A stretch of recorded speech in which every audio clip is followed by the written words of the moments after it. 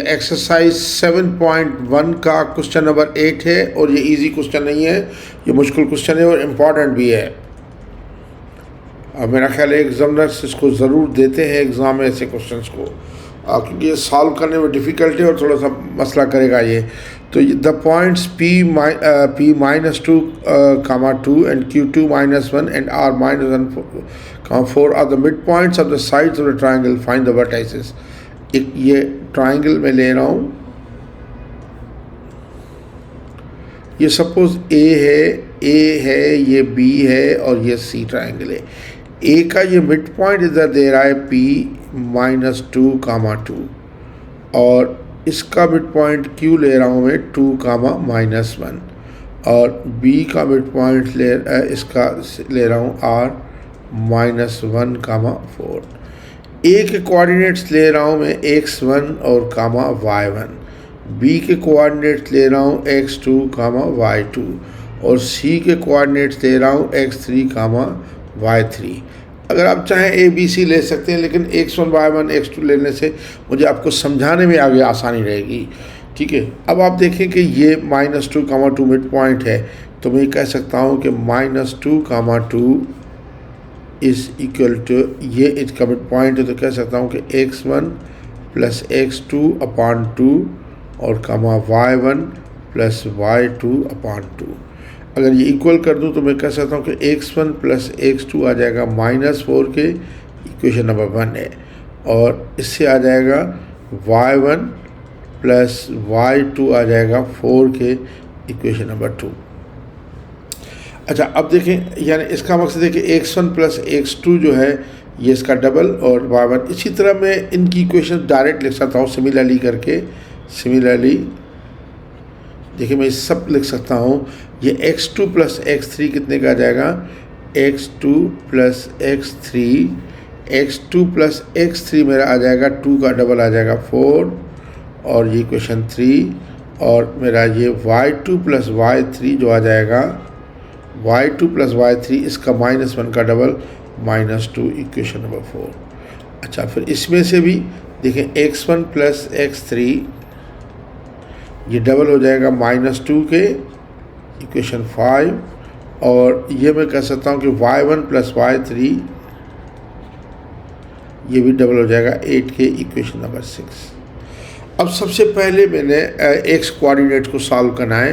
आप देखिए, मैं x कोऑर्डिनेट्स में कर रहा हूँ। सबसे पहले मैं x कोऑर्डिनेट्स को लेके चलूँगा। x कोऑर्डिनेट्स की इक्वेशन, क्योंकि डबल इक्वेशन आ रही है, तो ये है x1 + x2 -4 के बराबर है। सारी x कोऑर्डिनेट्स की इक्वेशन लिखें।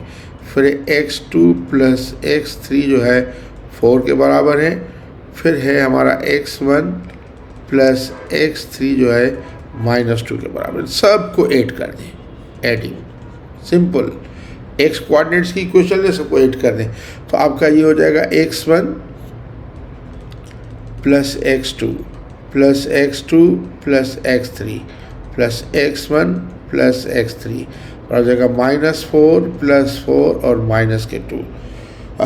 तो ये x1 हो जाएगा 2x1 + x2 और x2 ये हो जाएगा 2x2 और प्लस ये हो जाएगा 2x3 बराबर -4 + 4 कैंसिल -2 के। अब 2 कॉमन ले लें तो ये x1 + x2 + x3 आ जाता है -1 के। लेकिन अगर इसमें से आप देखें x1 + x2 -4 के बराबर है, ये x1 + x2 -4 के बराबर है, तो ये -4 + x3 आ जाएगा -1 के, तो x3 आ जाएगा -1 + 4, तो मेरा x3 आ जाएगा 3 के। x3 3 के आ गया, x3 3 के आ गया। तो आप अब इससे x1 और x बाकी मालूम कर सकते हैं। x3 3 के आ गया, तो ये देखें कि पहले x कोऑर्डिनेट्स मालूम करें, x3 आ गया। अब देखें कि ये x1 + x3 -2 के बराबर है, तो x1 + x3 3 है -2, तो x1 आ जाएगा -2 -3, तो x1 आ जाएगा -5 के। बाकी x2 बचा, इसमें से ले या उसमें करें, किसी में भी करें, ये करें x2 + x3 है 4 के बराबर, तो x2 और +x3 3 है 4 के, तो x2 आ जाएगा 4 माइनस 3 तो x2 आ गया 1 के, यानी हमें x कोऑर्डिनेट्स मिल गए सारे। x1 आया है हमारा कितना, x1 आया है -5, x2 आया है 1 और x3 आया है 3। हमने सारे के सारे x कोऑर्डिनेट्स मालूम कर लिए। अच्छा, इसी तरह फिर हमें y कोऑर्डिनेट्स मालूम करेंगे। अच्छा, अब देखेंगे y कोऑर्डिनेट्स के लिए y की इक्वेशन सारी लिख दें आप y कोऑर्डिनेट्स के लिए। तो पहली है कि y1 + y2 4, इसी तरह सब ऐड करें और निकालें। y1 + y2 = 4 के है। दूसरी इक्वेशन क्या है, y2 + y3, y2 + y3 कितने के बराबर है? आप ये देखें कि y2 + y3 -2 के बराबर है। और तीसरी इक्वेशन है y1 + y3, ये 8 के बराबर है।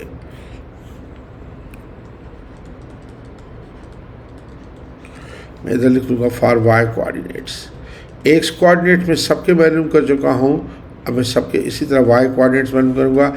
इनको सबको ऐड कर लूँगा, सबको जिस तरह इस कोऑर्डिनेट किया जाएगा y1 + y2 + y2 + y3 + y1 + y3, ये हो जाएगा 4 माइनस के 2 प्लस के 8, ये हो जाएगा 2y1 + 2y2 + 2y3, ये हो जाएगा 4 + 12 माइनस 10 क्या आ जाएगा, 2 कॉमन ले लें तो ये आ जाएगा y1 + y2 + y3 आ जाएगा 5 के। अब आप आराम से आपको y1 + y2 पता है 4 है, तो y1 + y2 4 है, तो 4 + y3 आ जाएगा 5 के, तो y3 आ जाएगा 5 - 4, तो y3 आ जाएगा 1 के। अब y3 इसमें पुट कर दें आप, इसमें y1 + y3 8 के है, तो y1 + y3 8 के बराबर है, तो y3 1 आया है, तो अब y1 और + y3 1 = 8, तो y1 आ जाएगा 8 - 1, y1 आ जाएगा 7 के। इसी तरह फिर y2 मालूम करें, ये देखें y2 + y3, या ऊपर वाले में भी दे सकते हैं आप, y2 + y3 -2 है, y2 + y3 -2 है, तो y2 और y3 हम निकाल चुके हैं, y3 कितना है 1 है, तो y2 + 1 आ जाएगा -2 के, तो y2 आ जाएगा -2 - 1, तो y2 आ गया -3 के। तो आप देखें कि ये y कोऑर्डिनेट्स जो हैं y1, y2 और y3 कितना आ गया, y1 आ गया 7 के और y2 आ गया -3 के और y3 आ गया 1 के। हम पहले x कोऑर्डिनेट्स मालूम कर चुके हैं। अब इस सबको अगर साथ लिखूँ उधर x1 और y1 ऐसे, तो फिर ये मुझे वर्टाइसेस मिल जाएगी a x1 y1 की, ठीक है। तो अच्छा, अगर मैं x2 इधर लिखूँगा, इधर लिखूँगा y2 जो भी है, तो ये मुझे b की वर्टाइसेस मिल जाएगी। और अगर मैं x3 इधर लिखूँगा और ये 2 था सॉरी, y3 इधर लिखूँगा, तो मुझे ये c की वर्टाइसेस मिल जाएगी आपकी, क्योंकि x1 y1 a b c के मैं ले चुका हूँ, ठीक है। तो आप देखें कि x1 की वैल्यू -513 है, -513 -513, y1 y2 y3 की वैल्यू कितनी है 7 - 31, 7 - 31। अब आप करें x a के कोऑर्डिनेट्स क्या हो जाएंगे -5, 7, b के कोऑर्डिनेट्स क्या हो जाएंगे 1, -3 और c के कोऑर्डिनेट्स क्या हो जाएंगे 3, 1। तो यही हमारा आंसर है। a जो है -5, 7, b जो है 1, -3 और c है 3, 1। या अगर मैं सिर्फ वर्टाइसेस लिखना चाहूँ तो मैं लिख सकता हूँ -5, 7 और 1, -3 और 3, 1।